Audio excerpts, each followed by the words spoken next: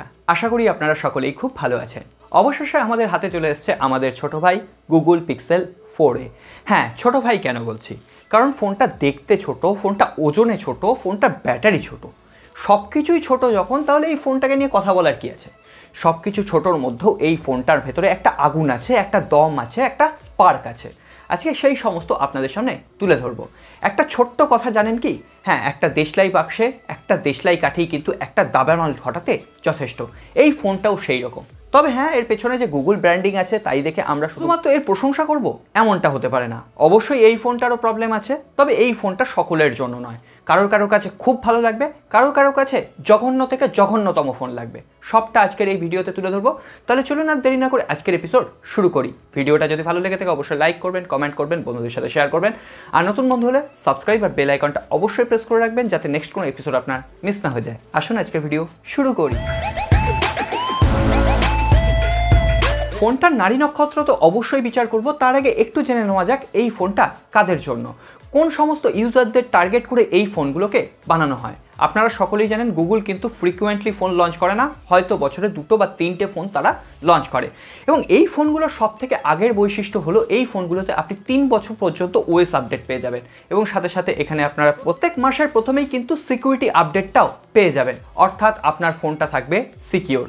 অর্থাৎ আপনারা যারা অ্যান্ড্রয়েডের মধ্যে সিকিওর ফোন খুঁজতে চাইছেন তাদের জন্য কিন্তু গুগলের এই সমস্ত ফোন 1 নম্বর তালিকাতেই থাকবে। এই জায়গাটা কিন্তু আর অন্য কোনো স্মার্টফোন কোম্পানি নিতে পারবে না, কারণ গুগলের সমস্ত অ্যান্ড্রয়েড ওএসে কিন্তু অন্যান্য স্মার্টফোন কোম্পানিগুলো চালায়, তার উপর একটা কাস্টমাইজেশন ইউজ করে। গুগল কখনোই চাইবে না অন্যান্য কোম্পানিকে আগে আপডেট প্রোভাইড করে দিয়ে তাদের গুগল যে পিক্সেল ফোনগুলোকে পিছিয়ে দিতে। তাই জন্য সব থেকে আগে আপডেট পাবেন আপনারা গুগলের পিক্সেল ফোনগুলোতে। আমি অনেকবারই আপনাদেরকে বলে এসেছি অ্যাপেলের আলাদা একটা জগৎ আছে। আইফোন যারা ইউজ করেন তারা কিন্তু শুধুমাত্র অ্যাপেলের লোগো দেখানোর জন্য আইফোন ইউজ করেন না। আবার অনেক আইফোন ইউজাররা আছেন যারা কিন্তু আইফোন থেকে আইফোনে আপগ্রেড করেন, আইওএস থেকে আইওএসে আপগ্রেড করেন। তারা কিন্তু অ্যান্ড্রয়েডে ফিরে আসতে চান না, অ্যান্ড্রয়েডের সাথে তারা মানিয়ে নিতে পারেন না। তাদের ইউজার এক্সপিরিয়েন্স অনেক বেটার আইওএসের সাথে। এবং গুগলের এই পিক্সেল ফোনগুলোর ক্ষেত্রেও কিন্তু তাই। আপনি যদি একবার গুগলের পিক্সেল ফোন মোটামুটি 2 থেকে 3 বছর বা 4 বছর ইউজ করে ফেলেন, তখন আপনার ওই কাস্টমাইজ ওএসে এসে কিন্তু প্রবলেম হবে। হ্যাঁ, অনেক কঠিন মনে হবে, অনেক কমপ্লিকেটেড মনে হবে। তো সেক্ষেত্রে এই ক্লিন স্টক অ্যান্ড্রয়েড ইউআই আপনার জন্য কিন্তু সব থেকে বেটার। তবে এখানে অসুবিধাও আছে। আপনারা যারা ডুয়েল অ্যাপস ইউজ করতে চান, ডুয়েল স্পেস ইউজ করতে চান, হ্যাঁ সিকিওর ফোল্ডার ইউজ করতে চান, তাদের জন্য কিন্তু এই সমস্ত ফোন নয়। কারণ এখানে আপনি ওই ধরনের কোনো ফিচার্স ইনবিল্ট পাবেন না। সব ফিচার্সই আপনাকে কিন্তু প্লে স্টোর থেকে ডাউনলোড করে ইউজ করতে হবে। অ্যাপ লক করতে চাইছেন, সেই অ্যাপ লকটাও আপনাকে প্লে স্টোর থেকে ডাউনলোড করতে হবে। আর প্লে স্টোরের অ্যাপ্লিকেশানে কিছু ক্ষেত্রে অবশ্যই অ্যাডস থাকে, তখন কিন্তু এটা আপনাকে অবশ্যই বিড়ম্বনায় ফেলবে। সো ফোনটা কেনার আগে অবশ্যই একবার ভেবে দেখুন। হ্যাঁ, এই ফোনটাতে ফিচার্স নেই বললে কম বলা হবে। এই ফোনটাতে বেশ কিছু ফিচার্স আছে, যেমন ডার্ক মোড অ্যাভেলেবেল পেয়ে যাবেন। নোটিফিকেশান প্যানেলটাকে আপনি নিজের ইচ্ছা মতো কাস্টমাইজ করতে পারবেন। নোটিফিকেশান প্যানেলের যে ফন্টগুলো রয়েছে, সেটিংসের যে ফন্টগুলো রয়েছে, 2-1টা কাস্টমাইজ অবশ্যই করতে পারবেন। এছাড়াও এখানে কিন্তু একটা ইনবিল্ট স্ক্রিন রেকর্ডার আছে, যেখানে আপনি নিজের ভয়েসটাকেও রেকর্ড করতে পারবেন এবং ইন্টারনাল ভয়েসটাকেও রেকর্ড করতে পারবেন এর স্ক্রিন রেকর্ডিং অ্যাপ্লিকেশনের মাধ্যমে। ফিচার্স বলতে এইটুকু। এরপরে আসি আমরা এই ফোনটার অন্যান্য ফিচার্সে। প্রথমেই আমরা কথা বলবো এই ফোনটার ডিসপ্লে, ডিজাইন এবং বিল্ড কোয়ালিটি নিয়ে।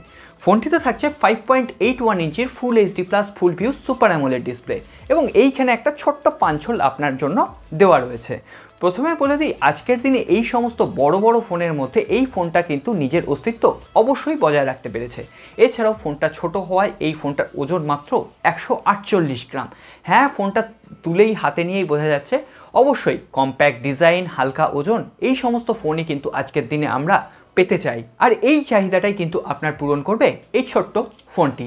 তবে অনেকেরই ভালো লাগবে না, যারা গেম খেলতে ভালোবাসেন। স্ক্রিনটা ছোট হয়, এখানে যারা পাবজি বা কল অফ ডিউটি খেলতে চান, 4-5টা আঙুলের দিয়ে গেম খেলেন, তাদের জন্য এই ফোনের স্ক্রিনটা কিন্তু অনেকটাই ছোট হয়ে দাঁড়াবে।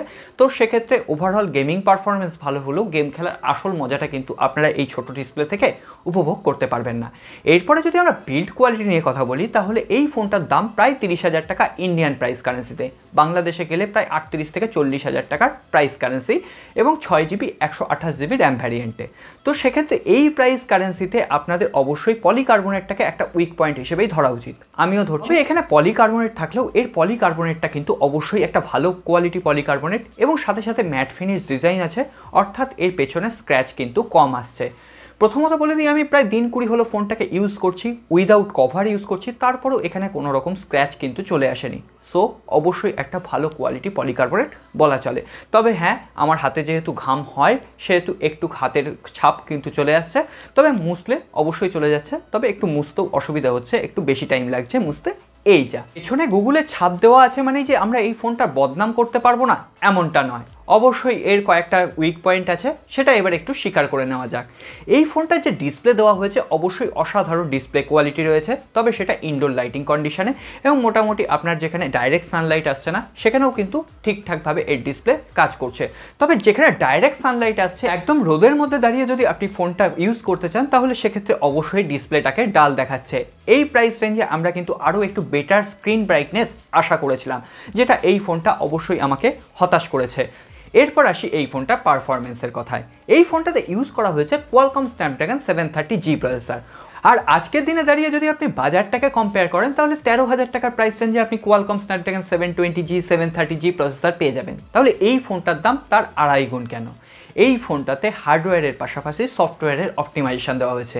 বললাম না 3 বছর আপডেট দেবে। অবশ্যই কোম্পানি যখন 3 বছর আপডেট দিচ্ছে, 3 বছর এই ফোনটার পেছনে তার ডেভেলপ টিম কাজ করছে, এই ডেভেলপ টিমের মাইনে রয়েছে, সুতরাং আপনার এই ফোনটার প্রাইস পয়েন্ট বেড়েই যাচ্ছে।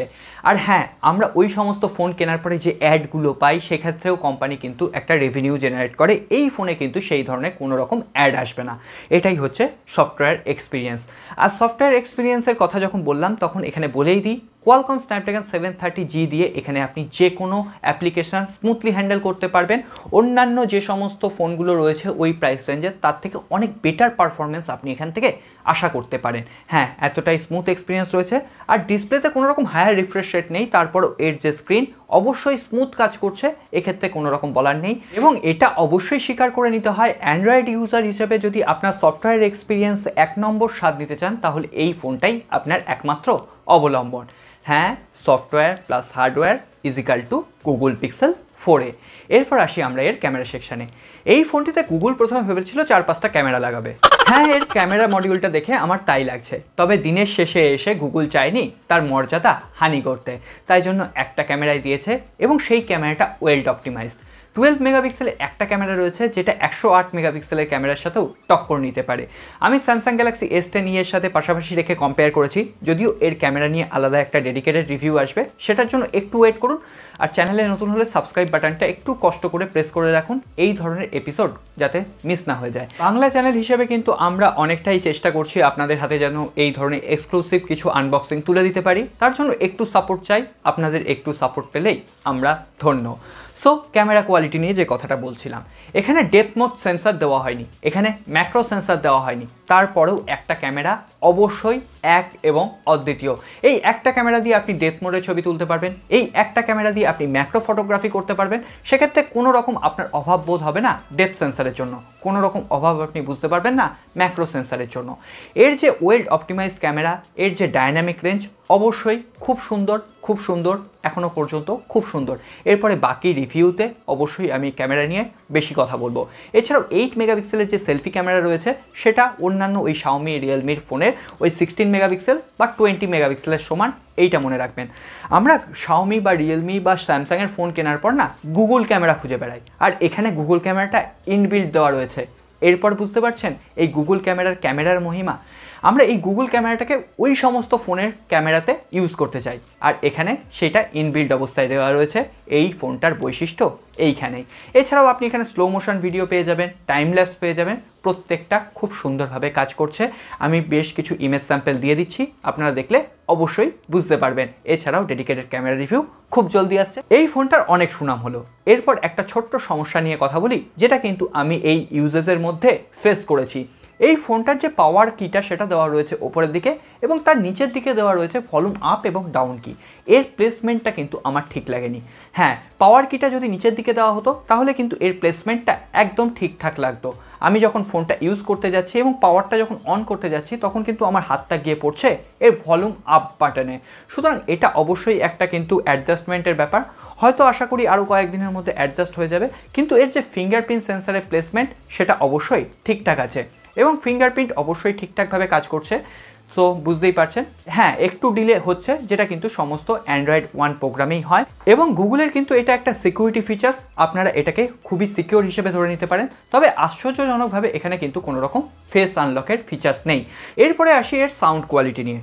অবশ্যই এখানে ডুয়েল স্পিকার দেওয়া রয়েছে এবং এই ছোট্ট ফোনে ডুয়েল স্পিকারটা এমন সুন্দরভাবে ইমপ্লিমেন্ট করা হয়েছে, অবশ্যই আমি গান শুনতে ভালোবাসি, আমার মন ভরে গেছে।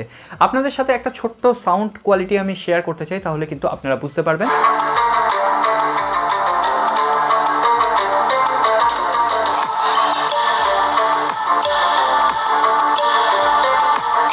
এখানে একটু বেসটা বেশি আছে মনে হচ্ছে, তবে সেটা কিন্তু আমার ভালোই লাগছে।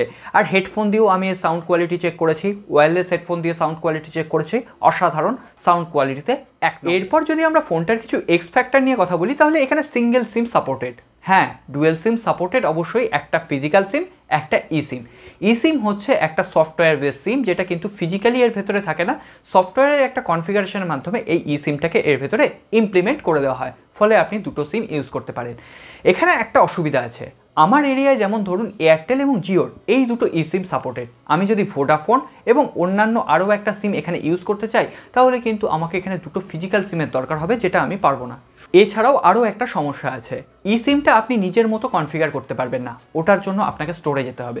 বাই চান্স ই সিমটা কনফিগার করে আনার পর আপনার ফোনটা ফরম্যাট করার দরকার পড়লো, ওই কনফিগারেশনটা উড়ে গেলেই আবার আপনাকে স্টোরে দৌড়তে হবে ওই ই সিমটা অ্যাক্টিভেট করার জন্য।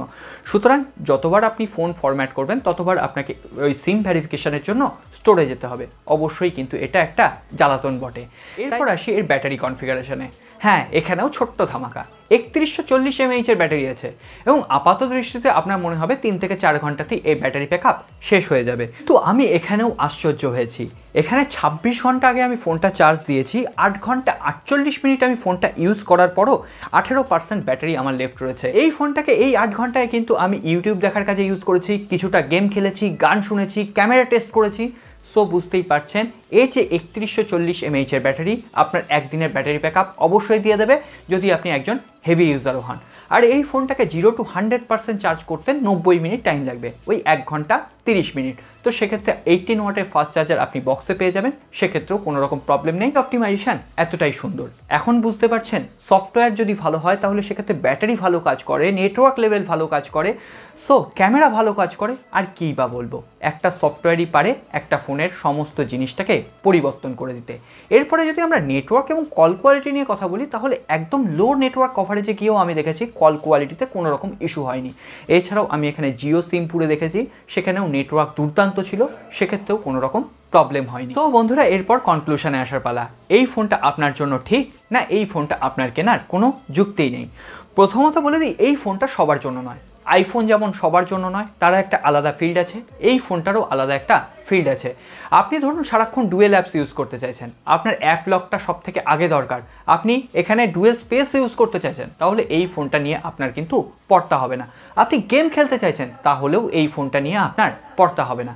কিন্তু আপনি অ্যান্ড্রয়েডের একটা সফটওয়্যার অপটিমাইজেশন ইউজ করতে চাইছেন, পিওর স্টক অ্যান্ড্রয়েড কেমন হয় তার অনুভূতিটা নিতে চাইছেন, একদম মাসের প্রথমে আপডেটটা কেমন আসে, এখানে অ্যান্ড্রয়েড 11-এ কেমন আপডেট, কেমন ফিচার্স আপনি চান, সেই সমস্ত ফিচার্স অ্যান্ড্রয়েডের সবার আগে যদি আপনি স্বাদ নিতে চান, তাহলে এই ফোনটা আপনার জন্য। আপনি একটা কম্প্যাক্ট লেভেলের ফোন চাইছেন, কম্প্যাক্ট ডিজাইনের ফোন চাইছেন, একটা হালকা ফোন চাইছেন, যেটা আপনার পকেটে আপনার হাতে সারাক্ষণ ক্যারি করার জন্য সোজা হবে, তো সেক্ষেত্রে এই ফোনটা আপনার জন্য হতে পারে। আপনি একটা সেরা ব্যাটারি অপটিমাইজেশন চাইছেন, অ্যান্ড্রয়েড 11-এর যে সমস্ত ডিজিটাল ওয়েলবিং ফিচার সেগুলো ইউজ করতে চাইছেন, তাহলে এই ফোনটা আপনার জন্য। এই ফোনটার আলাদা একটা ফিল্ড আছে, সমস্ত ইউজারদের জন্য এই ফোনটা নয়, অবশ্যই সেটা মনে রাখতে হবে। সো এরপরে অবশ্যই গুগল ক্যামেরা নিয়ে আলাদা ভিডিও আসবে, গেমিং পারফরমেন্সের ওপর ভিডিও আসবে, তার জন্য একটু ওয়েট করে যান, ভিডিও কাজ চলছে, খুব তাড়াতাড়ি আমি আপনাদের সামনে পৌঁছে দেবো। আর এই ভিডিওটা যদি ভালো লেগে থাকে একটা লাইক করবেন, কমেন্ট করবেন, বন্ধুদের সাথে শেয়ার করবেন, আর নতুন বন্ধু হলে সাবস্ক্রাইব আর বেল আইকনটা অবশ্যই প্রেস করে রাখবেন, যাতে নেক্সট কোনো এপিসোড আপনার মিস না হয়ে যায়। দেখা হবে আগামী পর্বে।